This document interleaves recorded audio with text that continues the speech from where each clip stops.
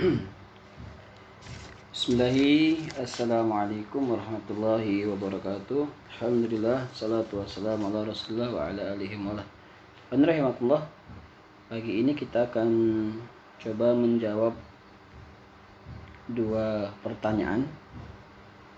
Yang pertama dari Ummahat Bandar Lampung 0813 69 sekian, dan pertanyaan yang sama juga dari Ummahat Aceh ya. Pertanyaannya adalah, bagaimana jika seseorang dia hamil atau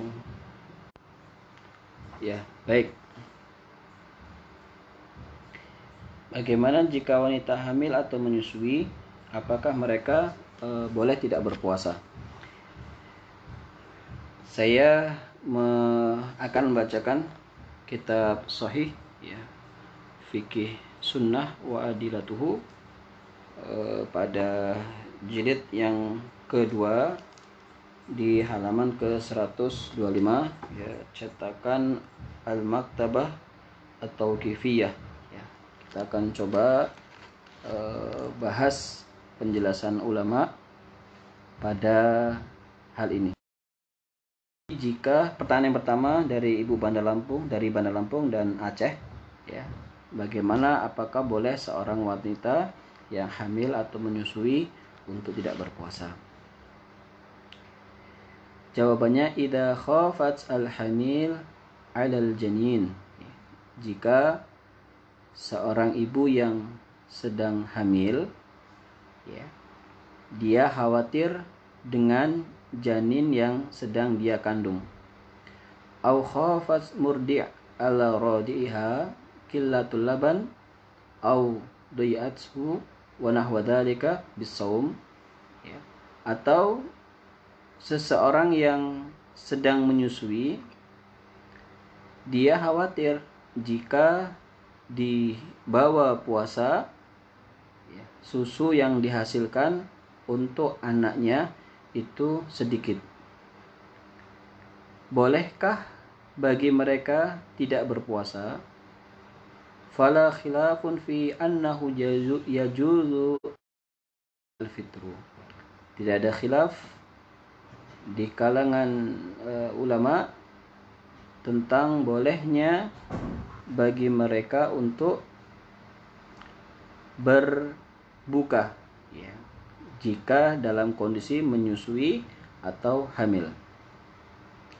Berdasarkan sabda Rasulullah sallallahu alaihi wasallam ya, hadis ini diriwayatkan oleh Ahmad ya, Imam Ahmad ya, Rasulullah sallallahu alaihi wasallam menyebutkan, wal hamil wal murdi as-sawm ya, inna Allah azza wa jalla wa du'a al musafir ya, syatrus salat wa al musafir wal hamil wal murdi as-sawm ya. Hadis ini sanadnya sahih ya, bahwa kami telah membolehkan ya untuk orang-orang yang, ini ringkasannya saja, yang hamil dan menyusui untuk puasa.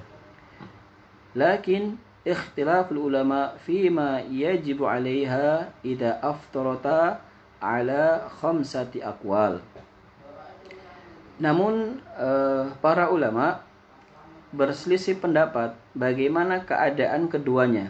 Maksudnya keadaan wanita yang hamil dan menyusui jika mereka tidak berpuasa. Ya, apakah harus membayar puasa saja tanpa membayar fidyah, atau bayar fidyah saja tanpa puasa, atau puasa saja tanpa fidyah, atau fidyah saja tanpa puasa, atau ya semuanya tidak ya. Wa fi khamsatu. Pada pembahasan ini ada 5 pendapat. Nah, inilah ikhwan rahimakumullah, begitu luasnya fikih ya. Satu pembahasan ada 5 keadaan. Saya akan bacakan semua dan nanti akan saya pilihkan pendapat yang tepat menurut saya dari kitab ini ya. Kemudian silahkan nanti bagi pilih salah satu dari kelimanya boleh. Jangan dipilih semuanya karena berat kalau dipilih semuanya. Al-awwal alaihima al-qada wal it'am an kulli yaumi miskinan. Ini pendapat yang pertama ya. Jadi kalau wanita sudah membatalkan puasanya karena menyusui atau hamil, maka baik cukup baginya atau hendaknya dia mengkodok dengan membayar fidyah, memberi makan satu orang miskin, dan dia harus mengkodok puasa. Jadi selain dia mengkodok, dia harus membayar fidyah. Pendapat siapakah ini? Wabihi qala Malik wasyafi'i wal Ahmad. Ya. Ini pendapat Imam Malik, Imam Asy-Syafi'i, dan Imam Ahmad bin Hanbal. Jadi kalau seorang wanita dia puasa karena hamil atau menyusui, ya, maka wajib baginya mengkodok puasanya dan juga membayar fidyah. Bayar fidyahnya sebaiknya di bulan Ramadan, kodoknya setelah Ramadan. Ini adalah pendapat Imam Ahmad, Imam Syafi'i, dan Imam Malik. Wa inda Syafi'iyah wal Hanabilah annaha idza aftarata khaufan ala nafsihima fa'alaihim al-qada' faqat. Ya, namun menurut Syafi'iyah dan Hanabilah, kalau mereka berbuka puasanya itu takut khawatir dirinya saja tanpa khawatir janinnya, maka cukup dia membayar puasanya saja, tidak perlu membayar membayar fidyahnya. Ini pendapat yang pertama. Dia dan membayar puasa. Antum mau milih pendapat yang pertama? Boleh. Kemudian wasani alaihima qada faqat. Ya, alaihima qada faqat. Ya. Pendapat yang kedua, cukup bagi keduanya membayar puasa saja tanpa membayar fidyah. Ini kalau yang kedua, mereka lebih memilih hanya membayar fidyah saja. Atau hanya membayar puasa saja. Wa huwa mazhab al-Auza'i wa Thawri wa Abi Hanifah wa ashabihi wa Abi Thur wa Abi Ubaid. Ini ya mazhab Imam Al-Auza'i, Imam Ats-Tsauri, Imam Abu Hanifah, dan ya para mazhabnya, para pengikutnya, dan juga pendapat Abi Thur serta Abi Ubaid. Ini kalau bapak ibu, ya, bagi ibu yang tidak berpuasa karena hamil atau menyusui, bagi bapak yang istrinya atau anaknya ya tidak berpuasa karena hamil atau menyusui, boleh milih pendapat kedua juga, yakni hanya mengkodok puasa. Ini berarti pendapatnya mazhab Imam Al-Auza'i, Imam Ats-Tsauri, Abu Hanifah, kemudian Abu Thur serta. Kemudian yang ketiga, ats-tsalis alaihima al-it'amu faqat dunal qada wa huwa aksun as-sabiq. Cukup membayar fidyah saja. Saya ulang, cukup membayar fidyah saja dunal qada, tanpa membayar puasa. Jadi cukup baginya membayar fidyah saja tanpa membayar puasa. Ini lawan dari atau berbeda dari pendapat yang pertama dan yang kedua. Pendapat siapakah ini? Wabihi qala Ibnu Abbas wa Ibnu Umar radhiyallahu anhum. Ini adalah pendapat dari Ibnu Abbas, Ibnu Umar radhiyallahu anhum, serta mazhab Ishaq, ya, mazhab ya, Imam Ishaq wa huwa ikhtiyarul al-allamah al-Albani rahimahumullah. Dan inilah pendapat yang dipilih oleh Syekh Muhammad Nasiruddin al-Albani rahimahullah. Jadi kalau yang pertama itu membayar puasa dan membayar fidyah. Ini pendapat yang pertama. Pendapat yang kedua membayar puasa saja. Ya. Kalau yang ketiga memberi atau membayar fidyah saja tanpa membayar puasa. Ini adalah pendapat Ibnu Abbas, Ibnu Umar, ya, radhiyallahu anhu, Ishaq, dan yang dipilih oleh Syekh Muhammad Nasiruddin al-Albani rahimahullah. Kemudian pendapat yang keempat, wal rabi' al-qada'u 'alal hamil wal qada'u wal it'amu 'ala murdi'. Pendapat yang keempat, ya, al-qada'u 'alal hamil. Cukup membayar puasa khusus untuk orang hamil. Kemudian wal qada'u wal it'amu 'ala murdi'. Dan hendaknya membayar puasa dan membayar fidyah jika uzurnya itu karena melahirkan. Ya, uzurnya karena melahirkan. Ini pendapat siapa?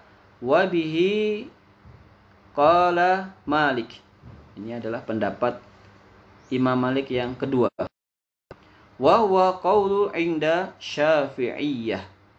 Dan ini juga pendapat dari pengikut Syafi'iyah, dari para Syafi'iyah atau orang-orang bermazhab Syafi'iyah. Yang terakhir, al-khamis laisa 'alaihima qada'un wala id'am. Tidak ada kewajiban bagi keduanya, bagi orang hamil dan menyusui, bayar puasanya maupun membayar fidyahnya. Ini pendapat dari Ibnu Hazm. Ya, ini pendapat mazhab Zahiri. Ya, jadi ikhwani rahimakumullah, ini adalah kita biasa berbeda pendapat dalam fikih. Ya, berbeda pendapat itu tidak masalah. Yang penting jangan menyalahkan. Ya.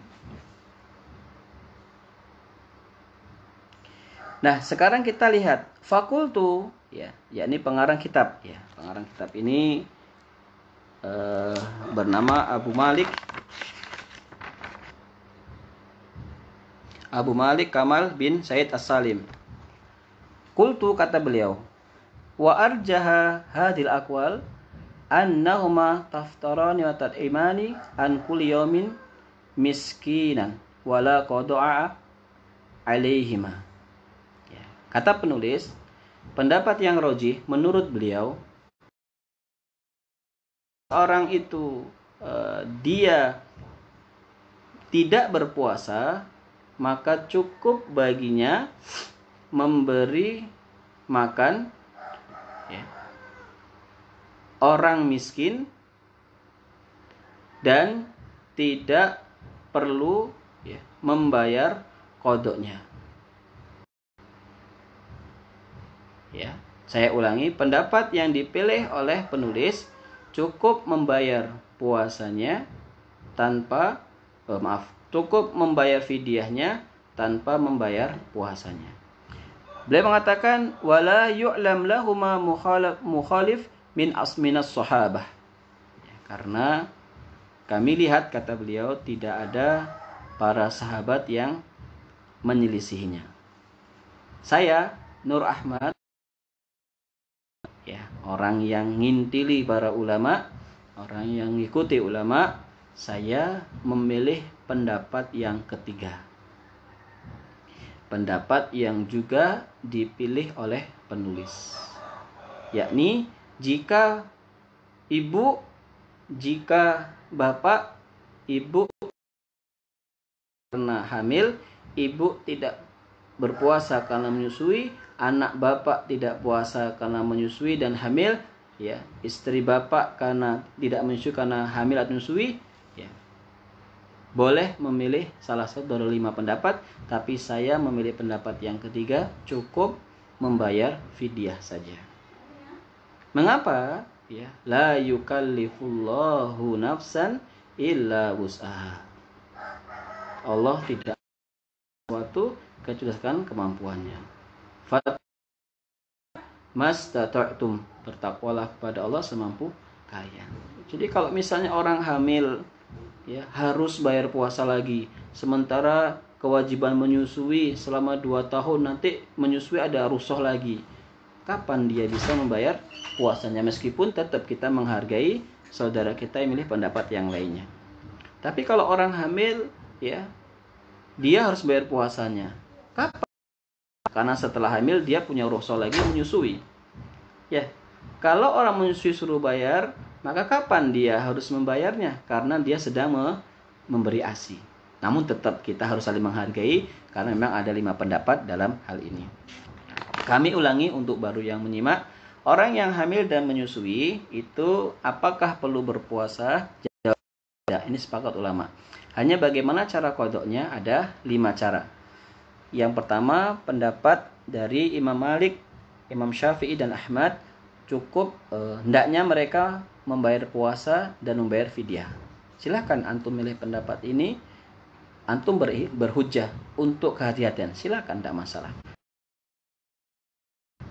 Kemudian yang kedua, alaihima qada al-qada'u faqat. Ya. Cukup baginya, ya, mengqada puasanya tanpa membayar fidyah. Yang ketiga, ya maaf, itu pendapat, ya, mazhab Al-Auza'i, As-Sauri dan Abu Hanifah, Abu Thur serta Abu Ubaid. Pendapat yang ketiga, ya, ini adalah dunal qada, ya, cukup baginya membayar memberi makan orang miskin tanpa mengqadanya. Inilah pendapat yang dipilih oleh Ibnu Abbas, ya, Ibnu Umar radhiyallahu anhum, ya. Kemudian mazhab Ishaq dan pendapat yang dipilih oleh, ya, Syekh Al-Albani rahimahullah. Pendapat yang keempat, Rabi', al-qada' 'alal hamil wal qada'u wal it'am 'alal murdi. Pendapat yang keempat, cukup membayar, ya, puasa jika dia meninggalkan karena hamil, dan mengqada serta memberi makan orang miskin, ya, ketika dia menyusui. Ini pendapat kedua dari Imam Malik dan yang dipilih oleh mazhab Syafi'iyah. Yang kelima, ini mazhab Zuhri, laisa alaihi ma qada wala it'am. Tidak ada kewajiban qada dan fidyah karena memang mereka mendapatkan rukhsah. Penulis kitab ini, ya, Sahih Fiqh Sunnah wa Adilatuhu, itu memilih pendapat yang ketiga, cukup membayar fidyah saja tanpa membayar puasa. Dan qadarullah, inilah yang saya pilih, pendapat yang ketiga. Tapi saya menghargai saudara saya memilih pendapat yang pertama, yang kedua, pendapat keempat, pendapat yang kelima. Jangan dipilih semuanya karena berat. Insyaallah setelah ini kita akan melanjutkan ukuran fidyah itu berapa. Barakallahu fikum. Assalamualaikum warahmatullahi wabarakatuh.